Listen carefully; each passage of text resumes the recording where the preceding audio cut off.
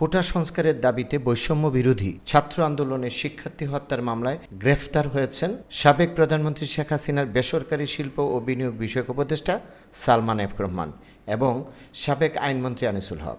New market থানায় দুটি মামলায় মঙ্গলবার রাজধানীর সদরঘাট থেকে তাদেরকে গ্রেপ্তার করা হয় বলে জানা যায়।